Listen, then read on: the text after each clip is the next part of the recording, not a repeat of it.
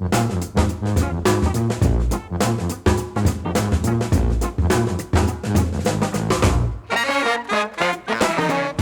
everyone, to What's Working. I'm Cam Marston. I'm so glad you're along for the ride on this show. Going to be another good one, and we're going to continue a theme that was begun last week that I hadn't intended on making this 2 weeks of the same theme. It just seems to have happened that way.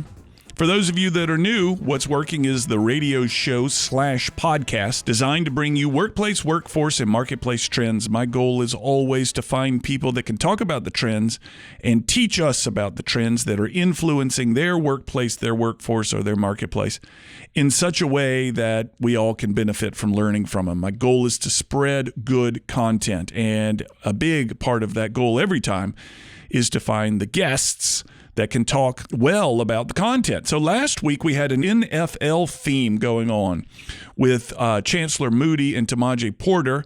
They were aspiring NFL athletes, and I thought it'd be interesting to hear what the challenges are like to becoming an NFL athlete. One of them was leaving college to try out for the NFL. The other one was entering college with plans on making the NFL.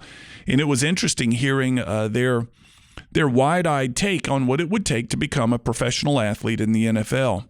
This week, we're going to pivot a little bit and not talking about that element, but what it's like to train those athletes. Years ago, when this show was just a baby, I had David Morris on the show. David runs a company here out of Mobile, Alabama called Quarterback Country, QB Country. They have operations in what I'm guessing are 10 different cities across the Southeast where they take quarterbacks and train them up. They take one position, focus on it very hard, and train them up. Now, years ago, David told me his primary customer was the middle school or high school quarterback. And, of course, when you say customer, it's that young man that's doing the drills with David, but it's the parents that are paying the bill for that guy. So his customer was both the middle schooler, the high schooler, and the parents of both. And I've begun thinking about David recently with the name, image, and likeness stuff, I guess we can call it, coming into the marketplace. There are plenty of people that believe that college football is forever ruined by that stuff. Nevertheless, my question is this. So you get a guy like David Morris, who's a very accomplished coach, who has a lot of success in his background of training up quarterbacks. And many of these he's worked with since they were middle schoolers and into high school, and then continued to train some of them into their college years. And it would only make sense to me that David and his team have become involved, and this is the question we're going to ask. I don't want to point any fingers here, but they've become, I suspect they would have become involved in name, image, and likeness conversations representing their quarterbacks. I have no evidence of this, and when we come back from break, I'll have David across from me in the studio, and he can talk to us about how NIL has changed his job. And as these quarterbacks show up looking for his training, and as these quarterbacks show up looking for his training knowing that they're going to go to a D1 school, are they asking David for guidance on their NIL contracts? And what does that guidance look like? What does those dollars look like? I know David well enough to know that he's not going to give away any secrets, but perhaps he can tell us what his point of view on NIL is. If we talk about trends in the marketplace, there is no denying the significance of the trend, which is collegiate athletes getting money to play in college, particularly in the big, heavy eyeballed sports like football and basketball. I don't know if it's going on in volleyball, my wife being a volleyball coach, a high school volleyball coach. I have no idea if it's going on in any of the other sports out there, and that'd be an interesting part of perhaps something David can introduce us to. But what is he now doing to represent his customers fairly and accurately in the world of NIL? Is he doing anything? And what's changed? When we come back from break, we'll have David Morris. He runs Quarterback Country. They have, about 8 or 10 locations across the Southeast, getting those quarterbacks trained for the next level, whatever that next level is. You're listening to What's Working? We'll be right back.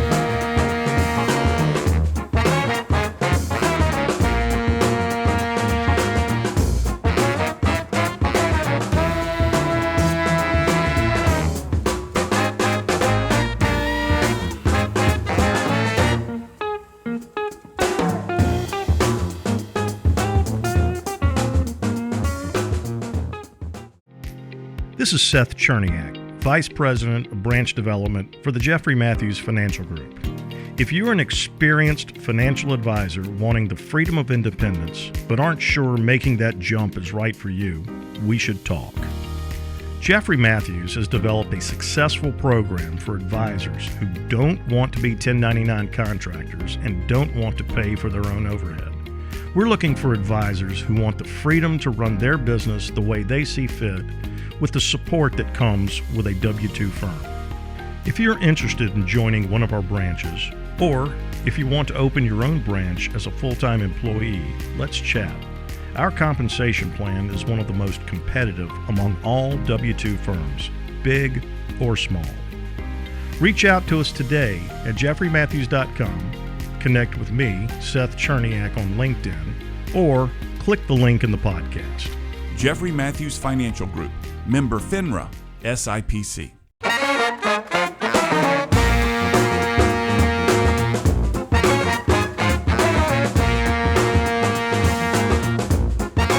We're back. You're listening to What's Working. I'm Cam Marston. I'm in the studio today. Across from me is David Morris. He's one of the local celebrities here in Mobile, Alabama, and the chances are, wherever you live in this country, you've seen the fingerprints of his work.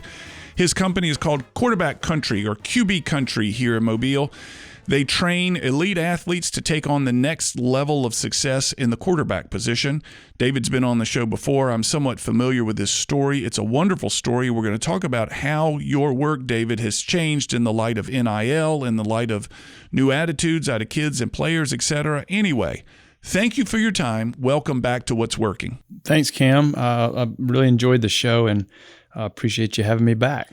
Give the listeners, if you will, an update on what QB Country does. A little bit of what it is you do and a little bit what got you there. It's a great story. Sure. Yeah. So we train quarterbacks. It's a quarterback training and development company. We started when I got out of Ole Miss. It was 2003, and I'd gotten a couple phone calls that, from fathers that said, "Hey, would you mind training our son?"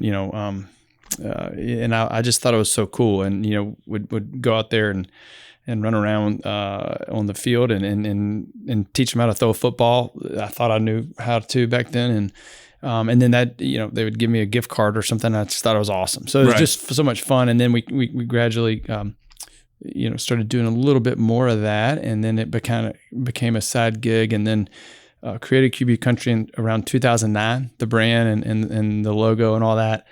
And that's a neat story too. And then went full time in 2012. And so I guess I'm going on year 11 or 12 right now, full time. And it's grown and it's evolved for sure. It's something that we used to just train a lot of youth, middle school, high school kids, and now our kids have really grown up. And so we got a lot of college and NFL guys now too. And we've had to get better and grow and evolve as well. And so we have training programs for, the best of the best and all the way down to young kids. So I remember when you and I were on the show last time, if I recall correctly, you told me the heart of your program is the middle school quarterback. And he is trying to make the starting position on the middle school team, or perhaps or maybe it's the high school quarterback trying to make the starting position. In other words, it's these rare elite athletes, the college and the pro athletes. They're not a big part of your business. It was mostly the kids. Is that still the case? That was how we started for sure. And that is what I believe is what's given us the most success. We weren't chasing college quarterbacks or NFL quarterbacks. We weren't chasing big names or big stages necessarily. Honestly, what we were doing and what I was doing is I was trying to get back to the field. And the field is the place that I fell in love with as a young boy and, experienced so much on a football field. And so when I got back on the field, I was able to be back in my happy place, and that place that kind of brought out something in me that where I was more inspired. And so initially, college guys weren't necessarily calling me to say, hey, would you train me? It was more just like fathers that had younger kids. And so that's 100% how it started. And it's interesting, we got guys that were getting ready for the draft right now, and couple of them I think are going to be first rounders, and we've trained, like Bo Nix and Drake May and or a couple of the guys we have, and both those relationships go back to late middle school, in Bo's case, high school, and really that's what's kind of cool. Our NFL quarterbacks, or whether it be Daniel Jones or Gardner Minshew or Nick Mullins, go all the way back to early high school, and so our kids grew up and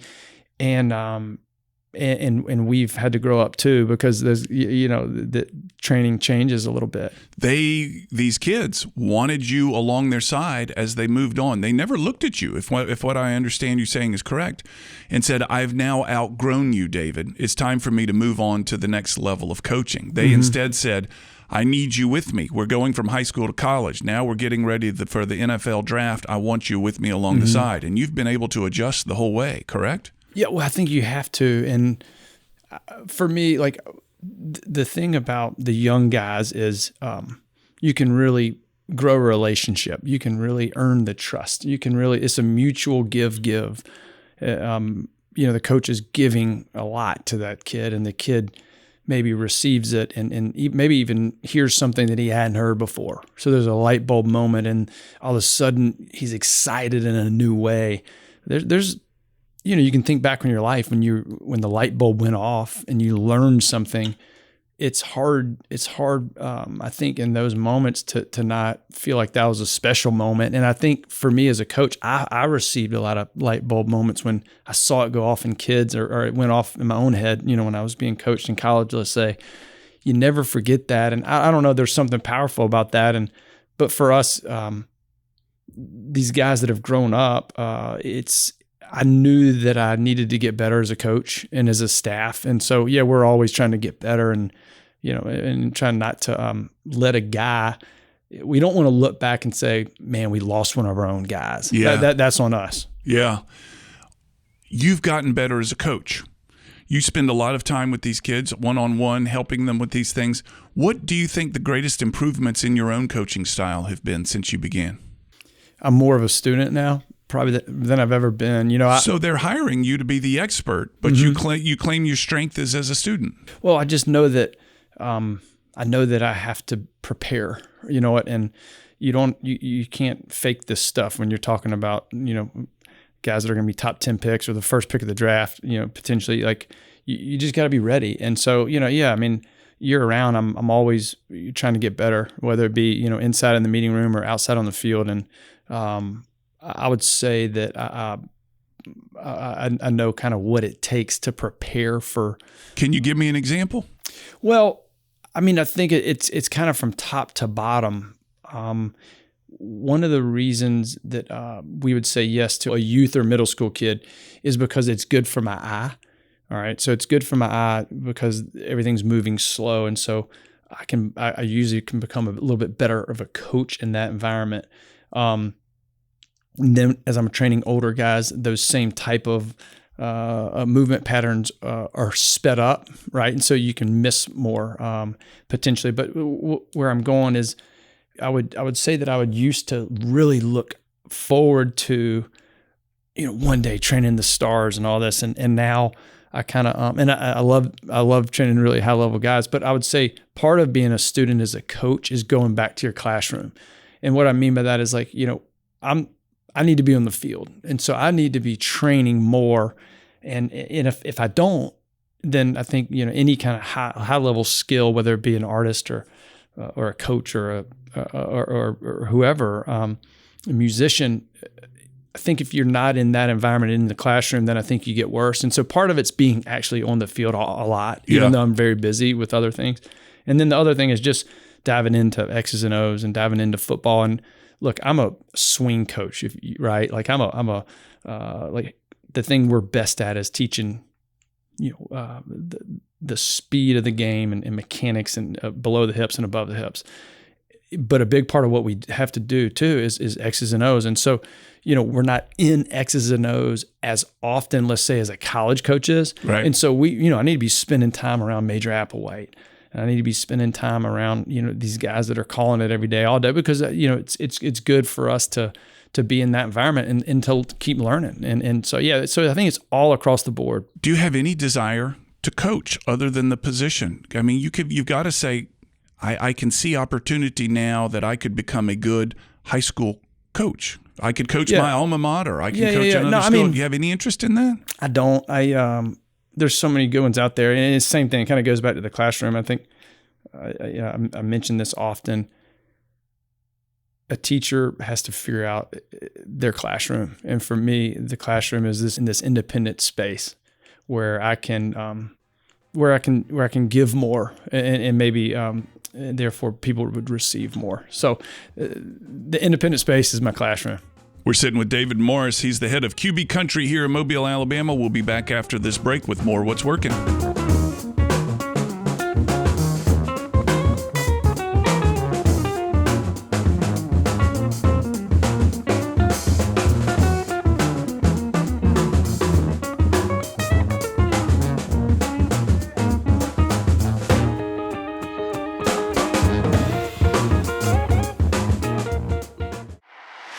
This is Bill Eastet. I perfected my baking recipe behind my live music stage at my little restaurant in Fairhope, Alabama.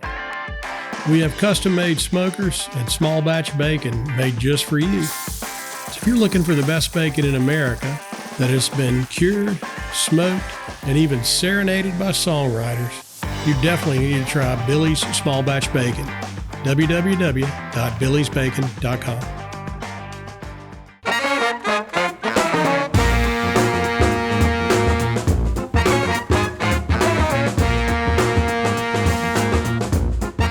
We're back. You're listening to What's Working. I'm Cam Marston, sitting across from David Morris in the studio today. Let me give you some numbers to give you a sense of the success QB Country has had. 221 scholarships signed by QB Country quarterback in the last 6 signing classes. 37 scholarships signed by QB Country quarterbacks in the class of 2022. 37 in one class. Wow.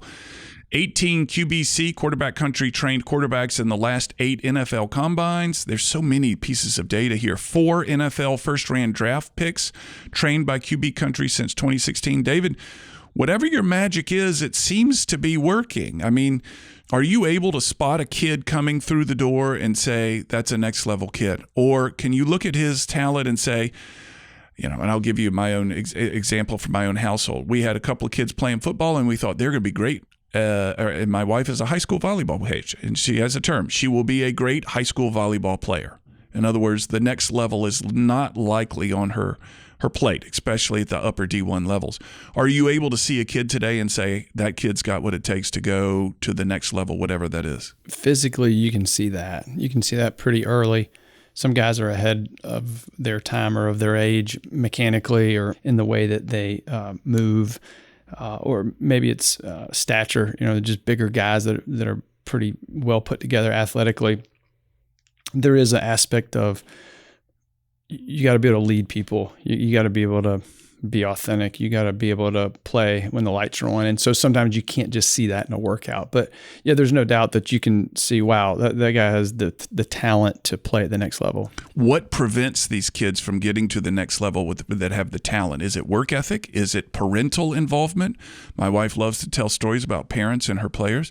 Is it above the shoulders? What prevents the next level? Yeah, it's all of it and then some. I mean, I think you see parents, even with the best intentions, sometimes, hurt confidence. So performance becomes an issue. You see, a guy that just is, the timing's off. He's behind a great player for 3 years. He doesn't get on the field until his senior year. Therefore, he's late to the recruiting game, and it's hard. And then other times, you got guys that are great in a workout and maybe not as good when it's all on the line. So you've seen different things. Yeah. You've had a number of relationships with these young men for a long time. It's led from them from high school to college to post-college, and it would seem to be that the closeness that you've developed with them, the reliability, the trust, positions you into this new world of NIL. And you and I talked about it before the microphones were on, that it's a part of your business now. Tell me about that. What made you decide to get into that part of the business? I was very hesitant because I love football and I've always just loved the game. with the changing landscape of what's going on in football, we had to think about the future, and we had to play offense a little bit before we had to play defense. And so we have, for instance, we have 160 current college quarterbacks right now. Now, define that. There are 160 college quarterbacks that you're training. That are playing college football right now. That are playing college football. Right. Yeah. So with those, and those numbers are just going to increase. So when we start thinking about, hey, our guys are growing up, we've trained them, most of these kids since whatever, third grade in some cases, sixth grade in most cases, with their strong, real, authentic relationship. We love these kids, right?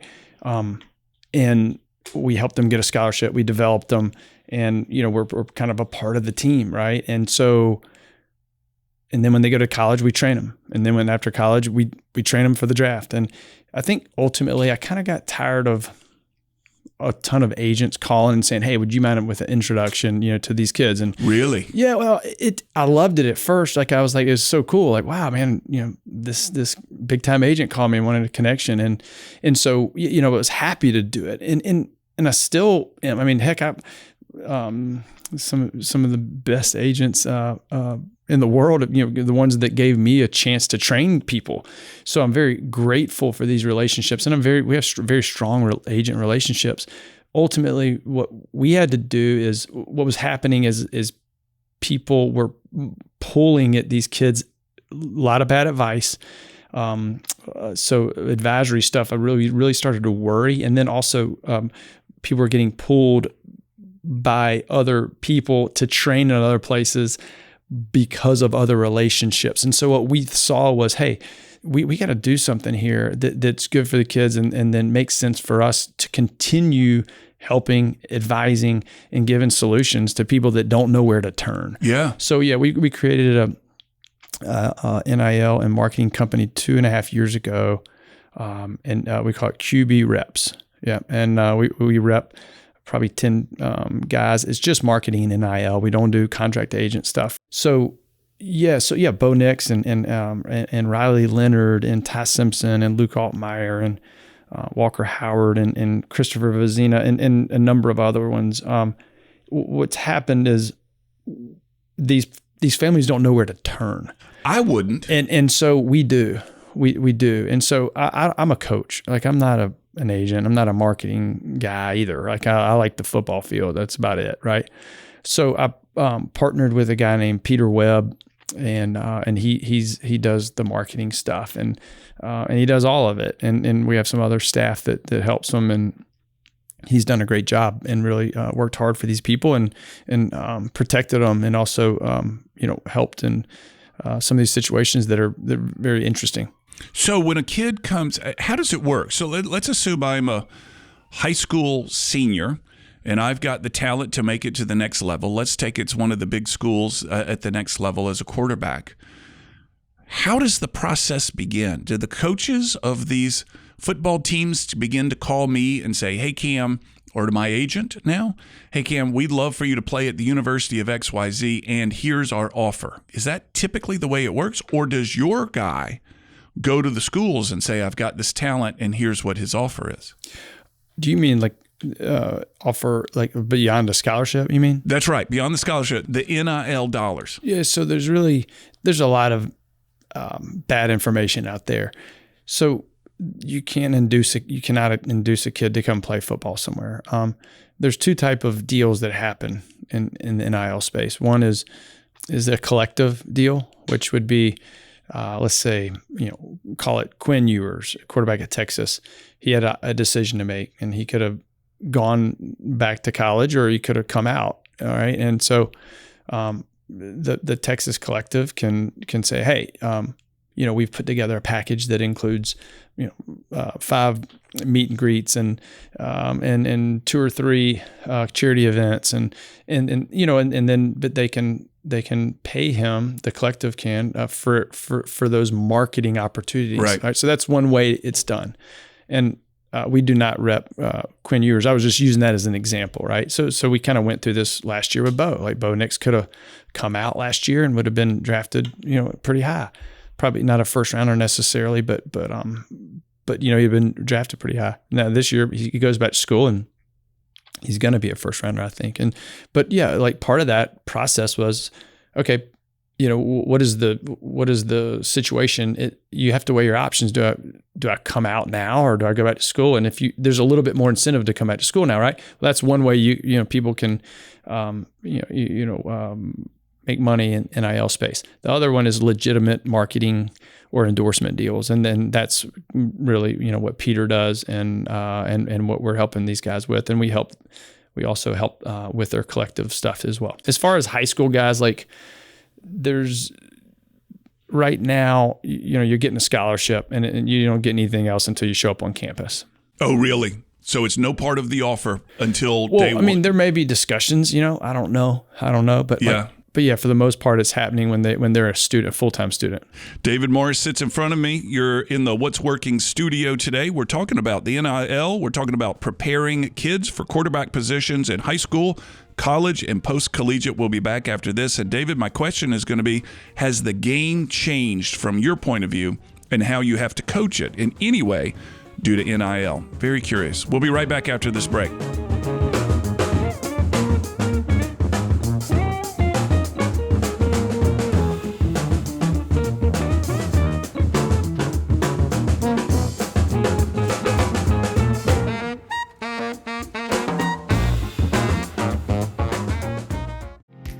This is Seth Cherniak, Vice President of Branch Development for the Jeffrey Matthews Financial Group.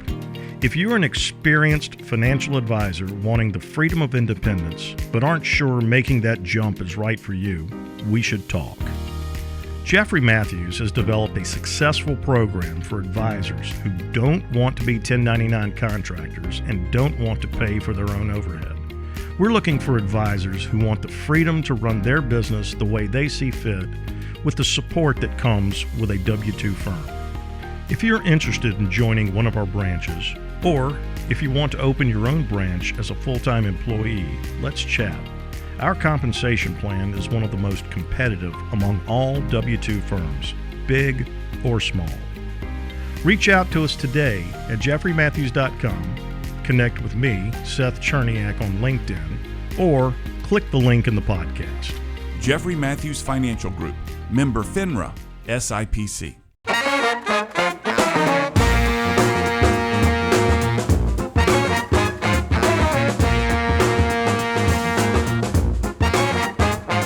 David Morris runs QB Country based in Mobile, Alabama. You can also find outposts of QB Country in Atlanta, Birmingham, Charlotte, Dallas, Huntsville, Memphis, Nashville, New Jersey, Tampa, and Chattanooga. And I suspect with such momentum, there are more on the way.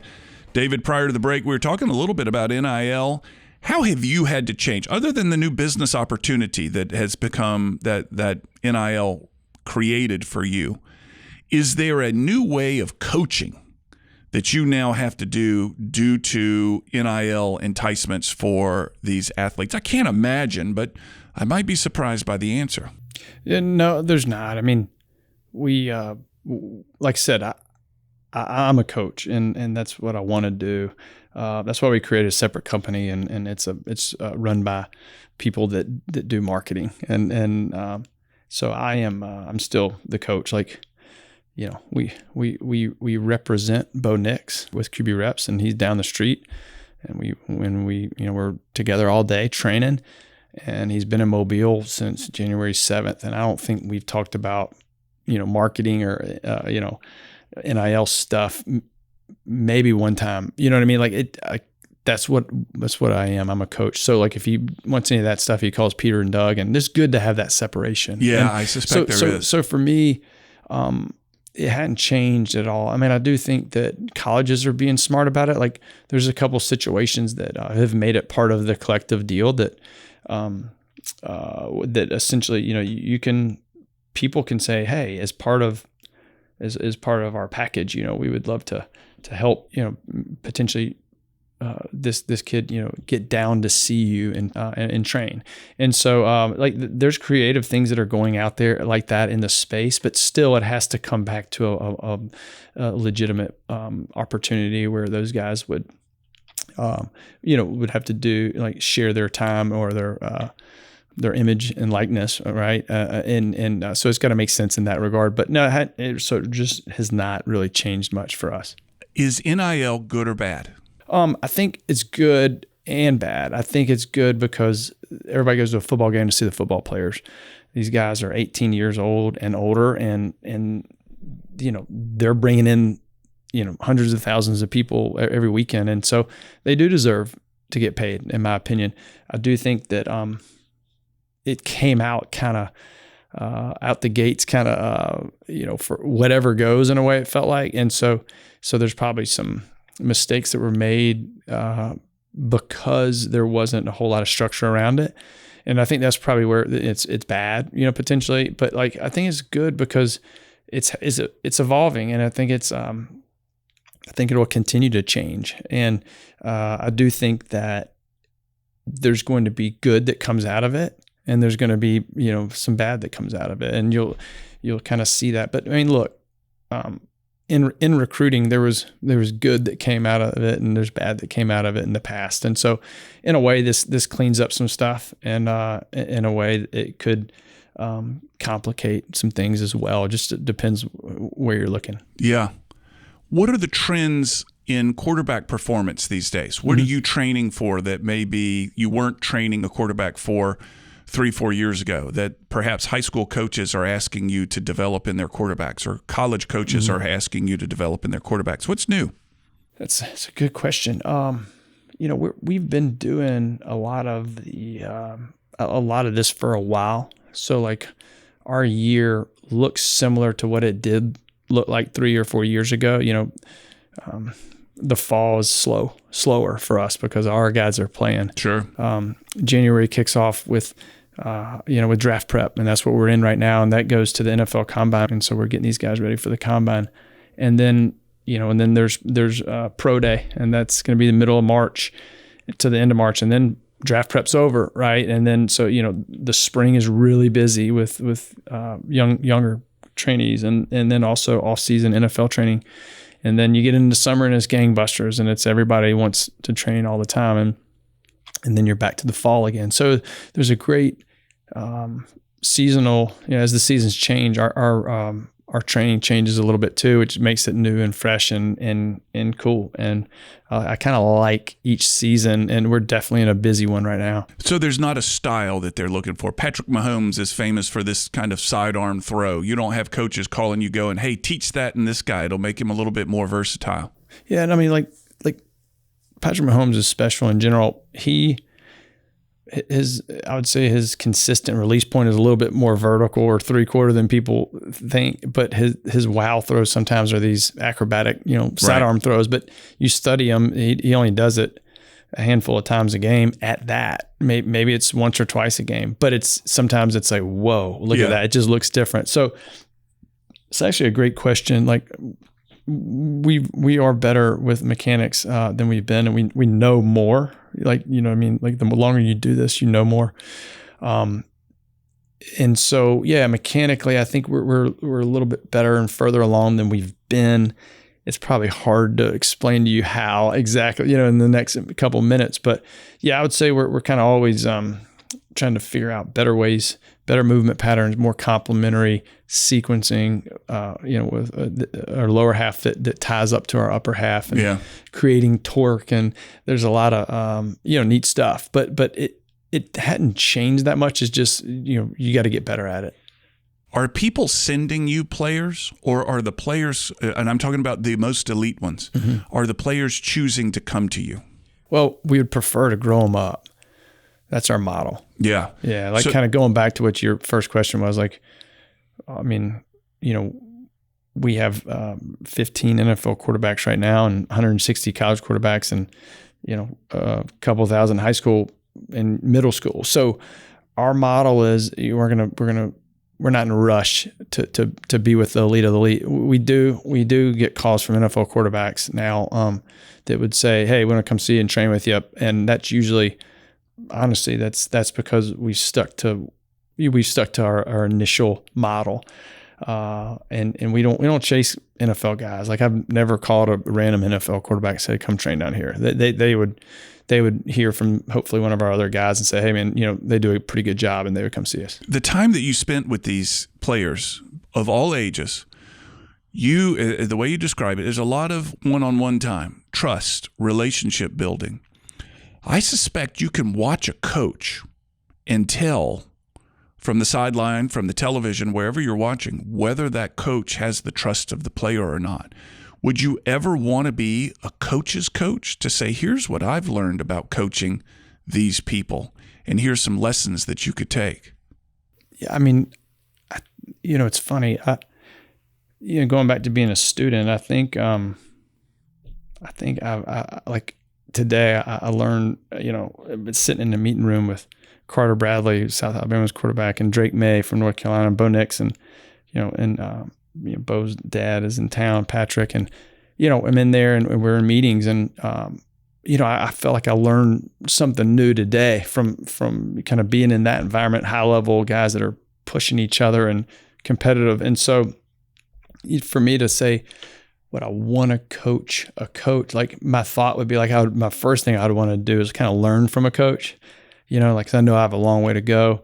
But yeah, I mean, I do think, if we have any wisdom to share, we'd love to share it. And I think that's the thing about coaching is like, it's a humble space, actually. Like, people think that it's not, but it is. There's ego in football, obviously, but the best coaches in the world, like, they want to sit down and take it in and listen and learn. 'Cause like, none of us know it all, and we all got learning to do. So I would just say that I'm on both sides of that deal. It's a good answer. Somebody's out there listening saying, where do I find out more about this group? Tell people how they can find you. Yeah, so go to qbcountry.com. We're on, let's see, we're on Twitter and Instagram at qbcountry. Got it. Find it. I'll have those links in the show notes, folks. If you want to find the podcast, you can click on those links and you can find QB Country. David, congratulations on your success. Proud to call you a fellow Mobilian, and continued good luck, my man. Cam, this is a cool deal you got going on. And like I told you, the name, your voice, you got something special going on. Stick with it. And I feel honored to be a part. Thank you. We'll be back after these breaks.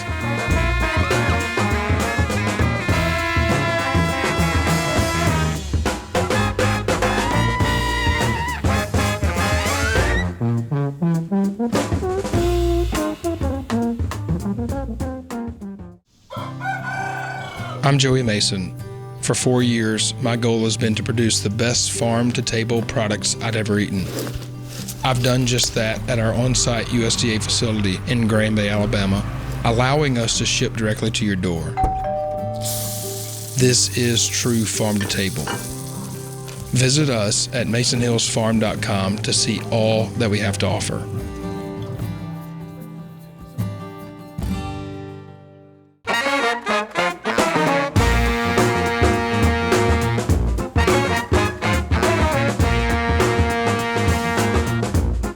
We're back. You're listening to What's Working Again. I'm Cam Marston. Really insightful content from David Morris. I can tell you this, and I told this to David after the microphones were off.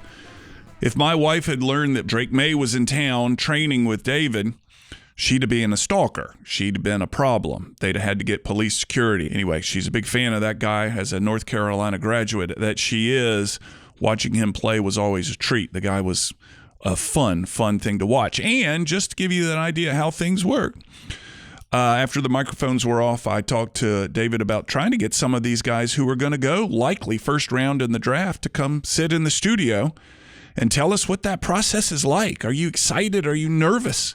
Do you feel you're ready?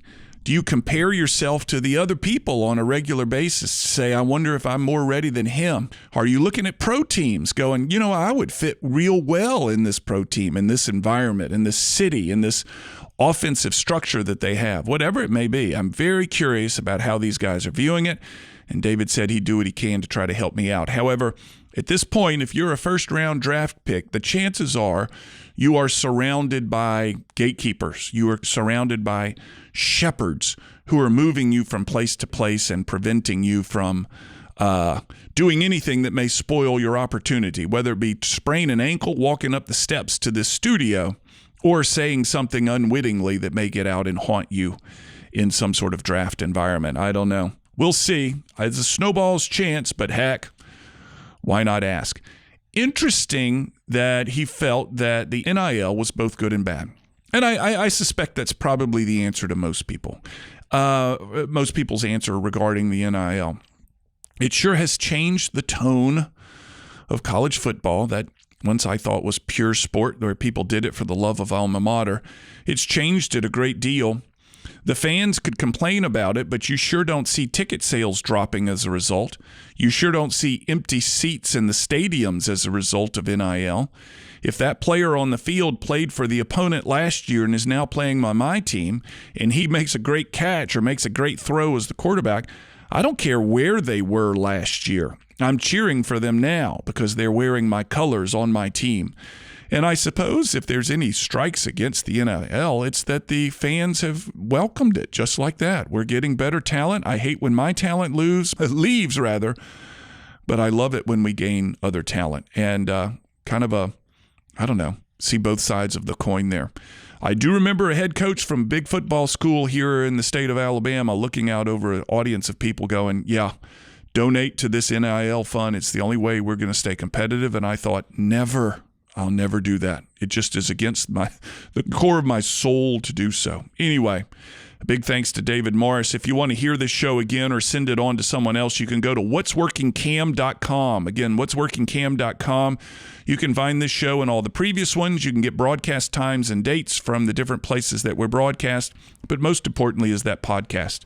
You can find me on social media. That's a big part of 2024 is me, a middle-aged, overweight, thinning, brown-haired white guy trying to be more prominent on social media.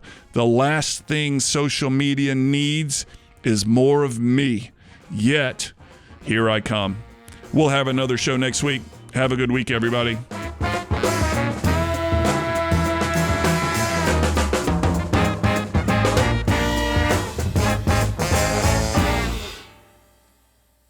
As you likely know, this show originates as a radio show broadcast across the state of Alabama, and it continues to grow in both radio listeners and market. After it's formatted for radio, we then turn it into this podcast. Please share it with those you think would find it interesting, and subscribe to the podcast on my YouTube page where you can leave messages and your thoughts and your comments, and I'll certainly get back in touch. Finally, if you're a fan of the show, please offer a review on Apple Podcasts or Spotify. You can find my book called What Works on Amazon.com. In it, I highlight the top 10 ideas from the first 200 episodes of the show. Mind you, they're not the top 10 best episodes, they're the top 10 best ideas. Many times the same ideas are brought up again and again by different guests, and we dig into those ideas in such a way that they'll be easily applicable for your business. Simply go to Amazon and enter my name, and you'll find What Works as well as my other books. Chapter titles include How to Find a Niche, Innovation, Building Teams, and so forth. To learn more about the workshops and seminars I offer, go to cammarston.com. There you can view clips of my work, view workshop titles, view my reviews, case studies, customer lists. It's all there. If you'd like a free copy of one of the chapters of my book, enter your email address at the bottom of the homepage at cammarston.com. And from that site, you can email me directly. I always love to hear from you. You'll also find me on social media. Find Cam Marston on all the social media platforms, and you may need to enter the numeral 1. There's one other Cam Marston out there, and that numeral 1 distinguishes me from him from time to time. So if you're unsure if it's me or not, enter that numeral 1 after my name, and it should do the trick. On a more personal and less professional side, I record weekly commentaries that air across Alabama on Alabama Public Radio twice each day on Fridays called Keeping It Real. They've won statewide and national awards. They're simple observations on the world as it goes on around me, and they're only a few minutes long. They're a passion. You can find them on the same podcast app you're using to listen to this. Finally, if you're interested in advertising on this podcast or the radio show, reach out. I've worked hard to cultivate a specific listener, and I can tell you all about them, and I have many different options for helping you reach them. Thanks again for listening. We'll have another episode available soon.